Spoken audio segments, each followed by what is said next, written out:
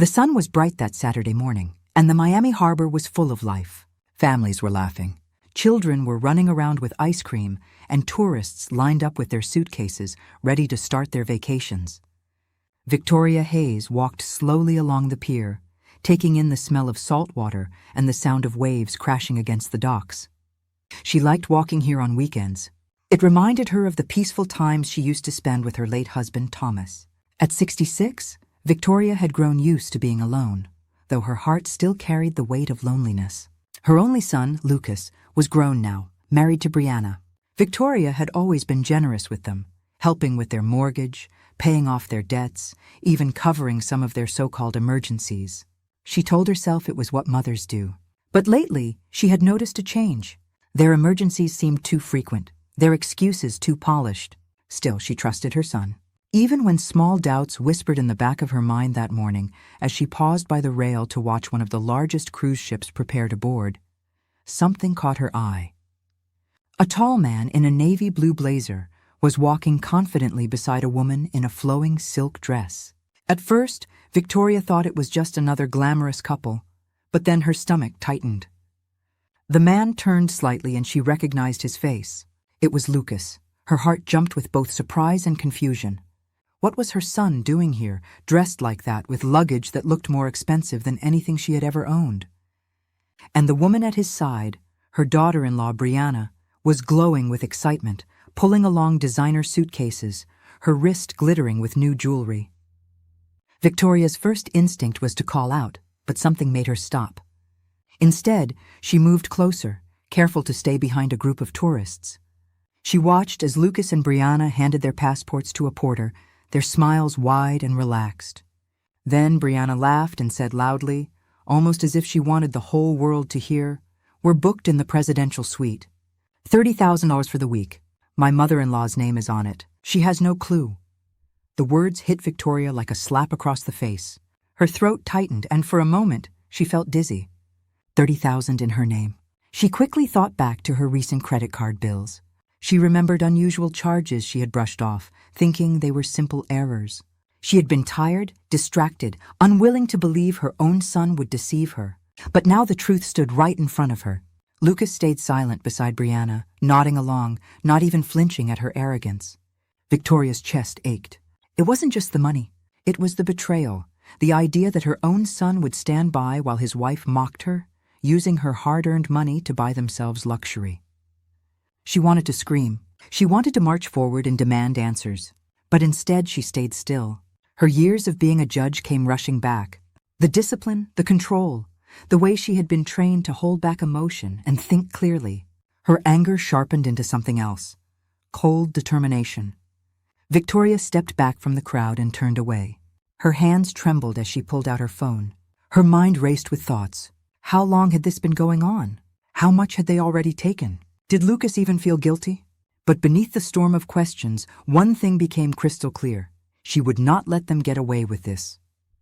The sound of seagulls filled the air as she stood by a shaded pillar, her heart pounding. She glanced again toward Lucas and Brianna. They were laughing, holding hands, looking like a couple who had everything in life. To the strangers around them, they looked perfect, young, wealthy, carefree. But Victoria knew the truth. She tightened her grip on the phone. For years, she had believed her love and support would keep her family together. But at that moment, she realized love without respect only turned into weakness, and she would not be weak any longer. Victoria's eyes stayed fixed on them, her jaw firm. She did not know yet exactly what she was going to do, but she knew one thing for certain. This cruise would not sail the way Lucas and Brianna imagined.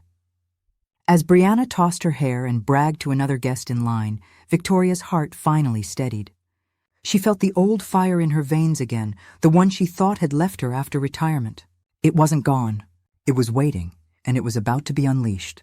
Victoria stood under the shade of a tall white pillar, her phone still in her hand, her breath sharp and uneven. The words Brianna had spoken echoed in her head like an insult that wouldn't fade. $30,000. My mother-in-law's name. She has no clue. For a moment, Victoria felt the sting of humiliation so deep it nearly knocked her to her knees. She had worked her entire life with dignity, saving every dollar carefully. And yet, here she was, watching her son and his wife use her money like it was their plaything. She closed her eyes, forcing herself to calm down. Years in the courtroom had taught her one thing: reacting in anger only gave the guilty more power. She remembered the countless times she had sat on the judge's bench, listening to defendants spin lies, watching their smug faces until the truth finally cornered them. She had seen that same smugness just now on Brianna's lips, in her careless laugh, and in Lucas's silence. Her heart whispered, "Don't yell. Don't argue. Strike where it hurts most, quietly."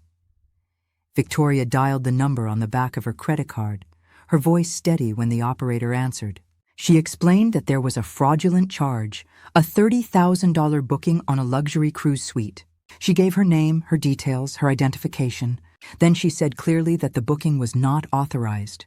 "I am standing here right at the dock. Cancel it immediately." The operator hesitated only briefly before transferring her to the cruise line's management. Victoria repeated everything again, sharper this time, her judge's voice cutting through. Within minutes, the staff confirmed they were flagging the suite. "Thank you, Mrs. Hayes. We will take care of this right away," the voice assured her. Victoria hung up, her hand trembling slightly. For a moment she wondered if she had gone too far, but then she thought of her late husband, Thomas. He had always told her, "Don't ever let people mistake your kindness for weakness." A soft ache filled her chest, but also strength. No, she wasn't too harsh. She was finally drawing the line. She glanced back at the boarding line. Lucas and Brianna were at the check-in counter now, handing over their passports with wide smiles. Brianna's laugh rang out again, loud and arrogant. To the staff, they must have looked like a glamorous young couple about to embark on a perfect vacation. But Victoria knew what was coming. The minutes stretched slow and heavy. She watched as the clerk scanned their tickets, her expression changing from polite to confused. Lucas leaned in, speaking softly, probably trying to charm her. Brianna tilted her chin, looking impatient. Then another staff member appeared. Then another.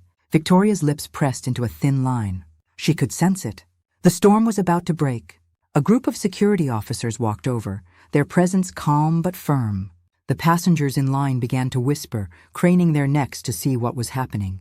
The clerk shook her head, and Brianna's face stiffened. She turned to Lucas, her voice sharper now, though Victoria couldn't hear the words. Lucas rubbed the back of his neck, his eyes darting nervously. Victoria's pulse quickened, but she remained where she was, half hidden behind a column, her face unreadable. It wasn't joy she felt, not yet. It was something colder, heavier, a justice long overdue. Brianna raised her voice, pointing toward her luggage, toward the ship, as if demanding to be let through. But the staff didn't budge. The security officers stood firm, and more whispers spread among the waiting passengers. Curious eyes locked onto Lucas and Brianna, their once perfect image beginning to crumble. Victoria could almost predict every step. She had seen it in court countless times. The proud ones who walked in thinking they could fool everyone, only to stumble when the truth caught them. Lucas tried to smile weakly, but it faltered. He said something, his hands moving quickly, desperate. Brianna shook her head violently, her face turning red with anger. The clerk said something to them firmly, showing papers on the screen. Victoria knew exactly what it was. The cancellation notice tied directly to her call. A strange calm washed over her. She could see the panic building in her daughter-in-law's eyes, the shame beginning to creep across Lucas's face. It was only the beginning, but already she felt the scales tilting back into balance. As Brianna stomped her heel against the floor, arguing louder, Victoria turned slightly away, breathing deeply. She didn't need to hear the rest right now. She didn't need to shout or lecture to expose herself. The beauty of this moment was in its silence. She had set her plan in motion with one phone call. Now all she had to do was watch. The cruise terminal buzzed with excitement. Families pulled children by the hand. Couples took selfies, and staff hurried to guide passengers. But all that energy began to shift when voices rose at the check-in counter. People slowed down, their curious eyes turning toward the commotion. Victoria leaned slightly against the pillar, her gaze steady. She could see everything clearly. Lucas stood stiff, his hands half raised as if to calm Brianna, but Brianna was not calm. Her voice grew louder with each passing second. "This is ridiculous," she snapped, her tone sharp enough to cut through the entire hall. "We booked the presidential suite. $30,000. Do you know who my mother-in-law is? The clerk's face remained neutral, but her words were firm. She shook her head, pointing to the screen. One of the security officers leaned in, speaking quietly, but Brianna threw her hands up dramatically, as if she were the victim. The whispers around them grew. People pulled their luggage closer. Mothers hushed their children, and men muttered under their breath. Everyone wanted to know what was happening.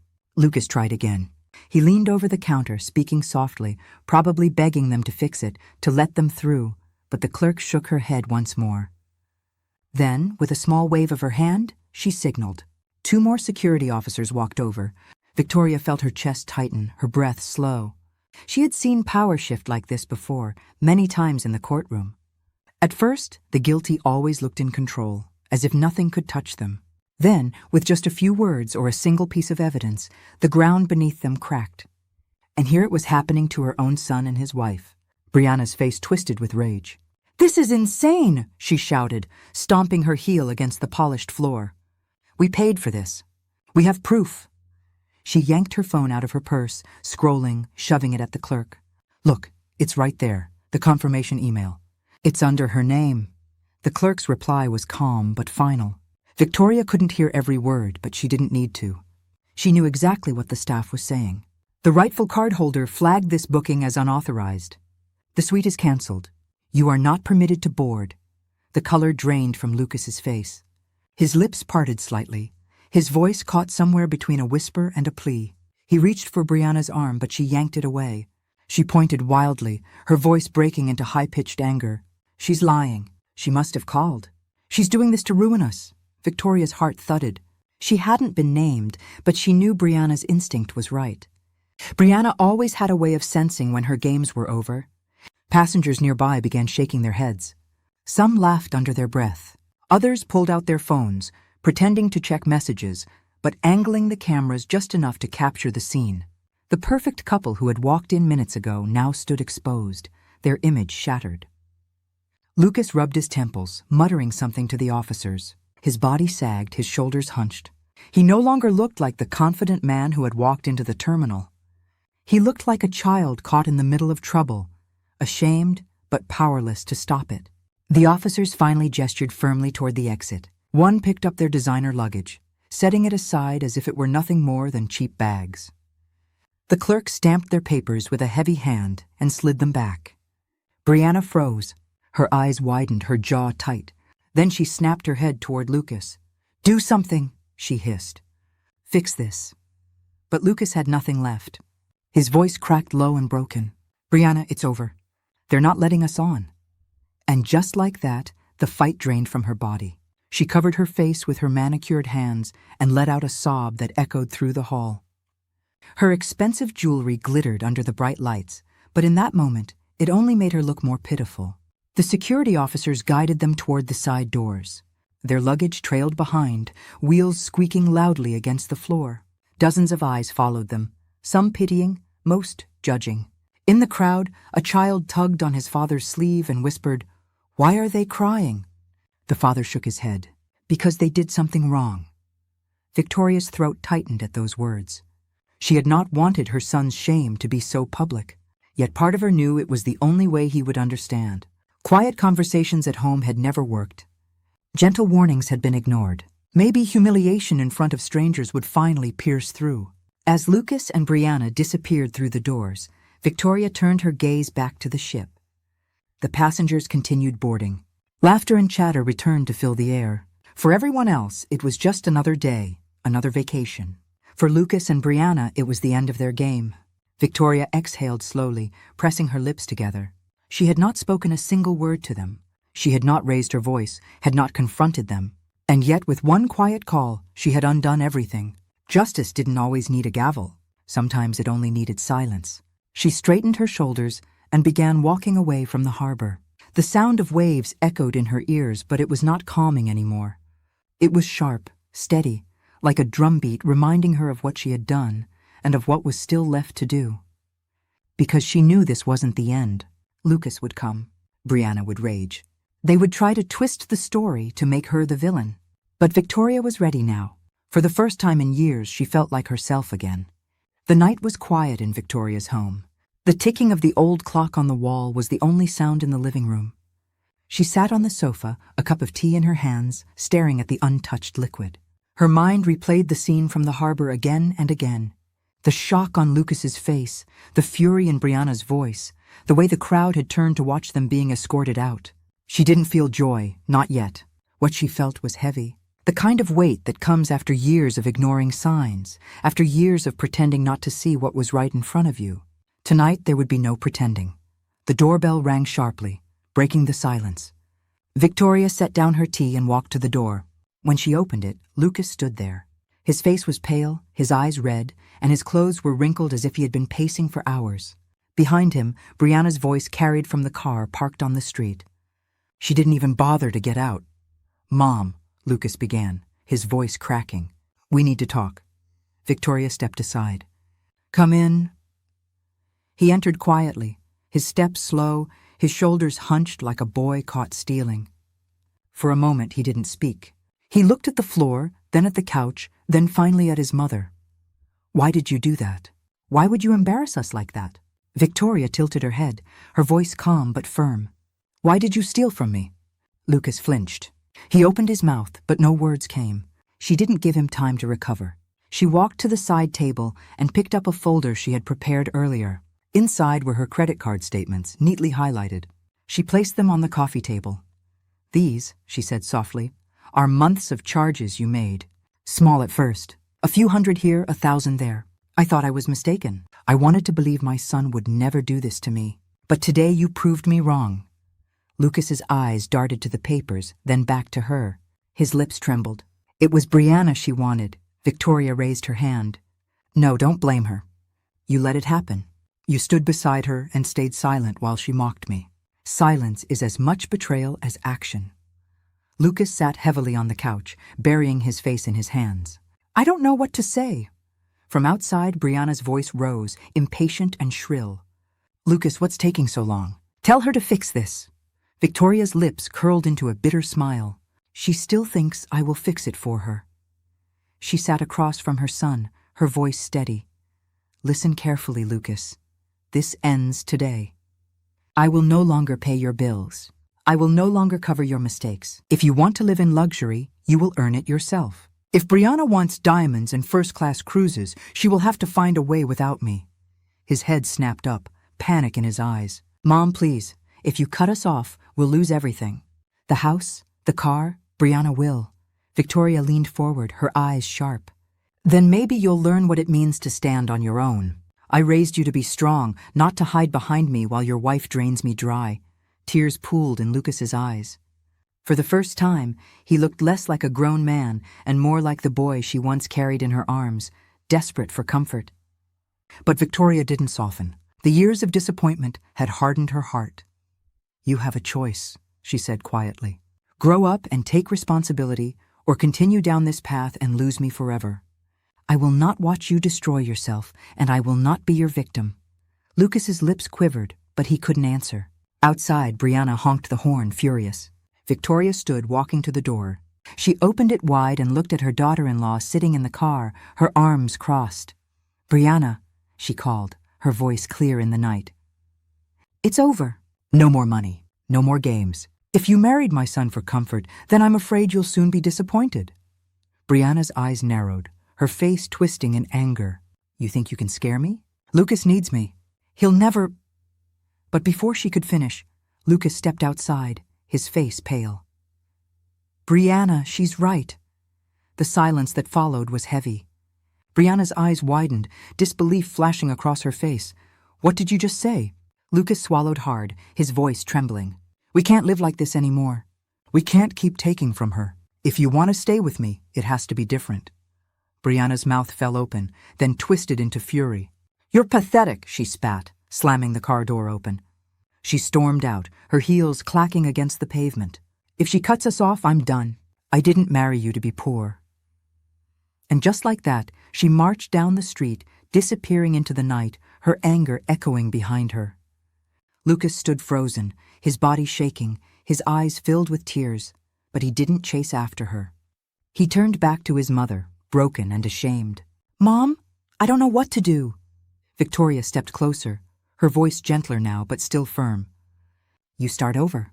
You learn what it means to work, to earn, to live with dignity. You'll struggle, but it will make you stronger.